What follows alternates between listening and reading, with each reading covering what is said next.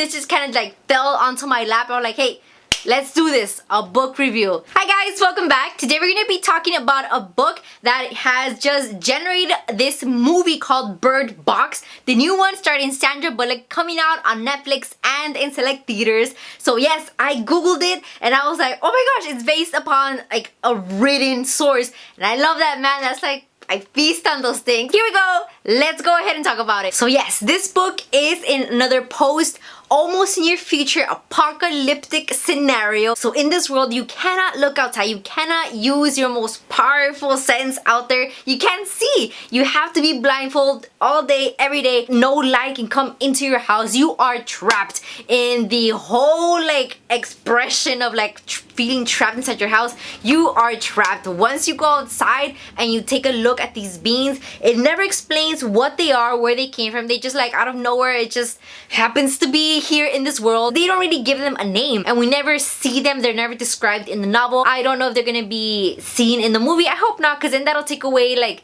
a big chunk of the main purpose. You know, it's not about them being scary. It's about us not being able to see them. And if somebody takes a peek at them, if you see them, that causes you to become suicidal and hurt the people next to you. So having that in mind, a novel kind of toggles back and forth between the present, where Mallory, our main character, she has two kids, both 4 years old, which she has trained to live in this world, and she calls them boy and girl. They do not have names. I thought she was mad or just in a hurry, boy, girl, but we find out later that these kids never had names. Kind of just feel for this character that she hasn't even named her kids. She would train them since babies to learn what each noise was without actually having to see them. This lifestyle is intense. I mean, you're bringing these kids up not able to question, not able to really give them an answer to their questions as to why they can't go outside, but you don't want them growing up very timid and scared. So she has trained like pretty good soldiers. Even though they're 4 years old, like they keep on saying that at their age. So it can bring this type of importance on the kids and how they're able to grow 4 years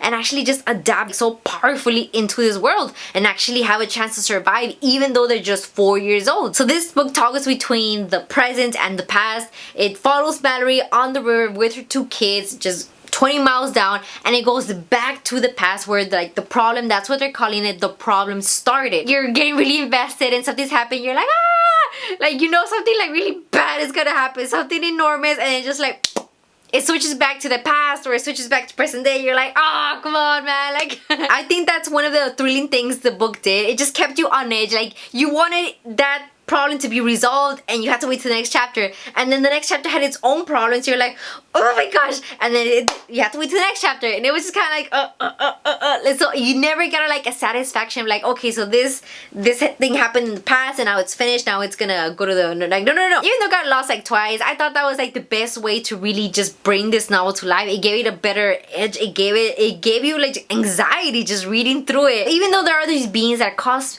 people to hurt each other and themselves, they're not like the main focus of the book. The main focus is a survival and skills that Mallory and her two kids have and what they have to do in order to get to safety. But if you're looking for something new to read, a thriller, something that's really gonna get your blood pumping and feel incredibly scared, this is the book for you, guys. We just allow this novel to freak us out in our own minds, using our own thoughts against us. I thought that was brilliant, man. Like, why didn't I think of that first? That was the best tool this novel actually brought forth. Just got into our minds, went into the littlest creek of where like we pushed away all of our childhood fears and our adult fears and just kind of like mushed them together and said, here, like, ooh, I feel like I was there for like the whole time. I was with her when she was on the boat, hearing all these type of noises, having the children telling me they hear something, like, don't tell me, don't tell me. All of your lives depend on their ears. What do? You're an adult having to rely on these little kids to survive. Like, only so much trust can be given to these little munchkins. So the reading material was authentic. The thrilling part is there. When you see a movie, it's kind of easier because you're looking at the actor, you're seeing their expressions. That emotion just kind of like jumps onto you and like you just go through this journey with them. But when you're reading a book, it's very challenging to actually visualize the world that the writer wanted you to see. Josh Malerman knows how to write his stuff. Would I recommend this book? Yes, I would. I definitely recommend this book. And as usual, if you like what you see and you want to see more, don't forget to subscribe. Hit that notification bell. It'll always let you know when my videos are being uploaded. And I'll see you guys next time. Bye!